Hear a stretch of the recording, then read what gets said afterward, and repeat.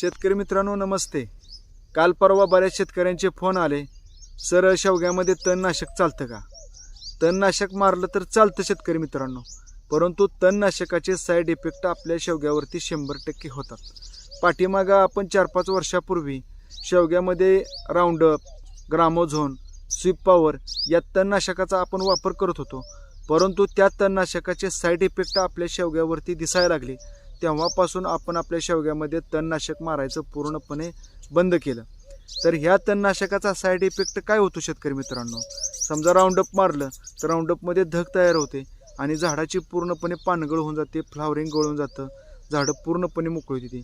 राऊंडअपचा भरपूर side effect आपल्या शेवग्यावर होतो आणि एकदा राऊंडअप मारल्यानंतर कम्प्लिटली 20 ते 25 दिवस झाडावरती त्याचा साईड इफेक्ट होतच राहतो.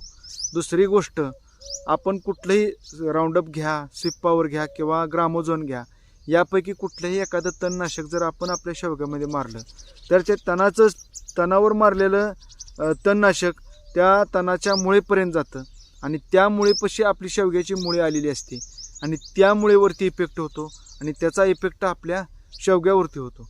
त्यामुळं शक्यतो आपल्या शेवग्यामध्ये तणनाशक मारू नका. मारायचं जर असेल तर छटणीपूर्वी 15 दिवस ते 20 दिवस अगोदर ग्रामोझोन किंवा स्वीप पॉवर तणनाशक मारा आणि त्याचं प्रमाण प्रति लिटर म्हणजे साधारणतः 15 लिटरच्या पंपासाठी 100 मिली घ्या आणि 200 ग्रॅम मीठ घ्या. तर अशा पद्धतीनं तणनाशकाचा वापर मारा. आणि ज्यांच्याकडे ट्रॅक्टर, रोटावेटरची जर सुविधा असेल तर शेतकरी मित्रांनो शक्यतो तणनाशक मारू नका, शेवग्यावरती इफेक्ट होतो.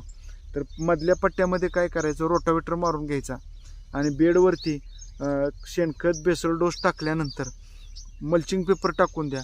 मल्चिंग पेपर टाकल्यानंतर बेडवरती तण उगवायचा काही विषय राहत नाही आणि पाऊस उघडल्यानंतर साधारण आपण ऑगस्टमध्ये जर बाग छाटली तर ऑगस्टमध्ये एकदा रोटावेटर मारायचा, ऑगस्ट, सप्टेंबर, ऑक्टोबरमध्ये एकदा मारायचा आणि जानेवारीत एकदा मारायचा. साधारणतः 2-3 वेळा जर रोटावेटर मारला तर मध्ये परत पाणी पडत नाही, त्याच्यामुळं मध्ये तण उगवत नाही. बेडवरती मल्चिंग पेपर असल्यामुळं बेडवरती तण उगवत नाही, त्याच्यामुळं तणनाशक मारायचा विषयच येत नाही. म्हणून शक्यतो म्हणण्यापेक्षा शेवगा पिकामध्ये तणनाशकाचा अजिबात वापर करू नका. त्याचे साईड इफेक्ट आपल्या शेवगा फुटण्यावरती, त्याच्या ब्रँचेसवरती, फ्लावरिंग, सेटिंग या सर्व स्टेजवरती त्याचा इफेक्ट होतो आणि ते झाड कव्हर करणं परत मुश्किल होऊन जातं. म्हणून शेवग्यामध्ये तणनाशक वापर करू नका. आता तणनाशकाचा जर विचार केला, औषधाचा आणि रोटावेटरचा जर फरक बघितला तर साधारणतः एकरामध्ये जर तणनाशक मारायचं म्हणलं तर गड्याची एक 500 रुपये हजेरी, 600 रुपयाचं तणनाशक म्हणजे 600 आणि 500 1100 रुपये, साधारणतः 1100 ते 1200 रुपये एकराला आपला खर्च होतो. त्याच्यापेक्षा 1500 रुपये दिला तर छोट्या ट्रॅक्टरनं भाडोत्री जरी ट्रॅक्टर लावून घेतला तरी आपलं मधल्या पट्ट्यामध्ये आपण रोटावेटर मारून घेऊ शकतो. पण रोटावेटर मारल्यामुळं आपल्यामध्ये जे घाण पडलेली असते, शेवग्याची छाटणीचे मटेरियल पडलेलं असतं ते चांगल्या पद्धतीनं मातीमध्ये मिसळतं. ते कुजल्यामुळं आपल्या जमिनीचा सेंद्रिय गर्भ वाढतो. सेंद्रिय गर्भ वाढल्यामुळं आपल्या शेवग्याच्या ह्याच्यामध्ये मकरंद चांगल्या पद्धतीनं तयार होतो, गोडवा तयार होतो. त्याच्यामुळं भविष्यामध्ये आपल्या प्लॉटमध्ये मधमाशी चांगल्या पद्धतीनं आकर्षित होते आणि सेटिंग चांगलं होतं. तर तणनाशक न मारता रोटावेटर मारण्याचे भरपूर फायदे आहेत. म्हणून शक्यतो तणनाशक मारायचं टाळा आणि रोटावेटर मारा. आणि ज्यांना कोणाला तणनाशक मारायचं आहे त्यांनी काय करा, साधारणतः पाठीवच्या पंपाला 15 लिटर पंपासाठी स्वीप पॉवर किंवा ग्रामोझोन 100 मिली घ्या आणि त्याच्यासोबत एका पंपाला 200 ते 250 ग्रॅम मीठ घ्या. प्रमाण कमी घ्या, मीठ थोडं जादा वापरा, तण सगळं जळून जातंय आणि वर्षातून एकदाच मारा, ते पण फ्लावरिंग सेटिंग स्टेजमध्ये मारू नका.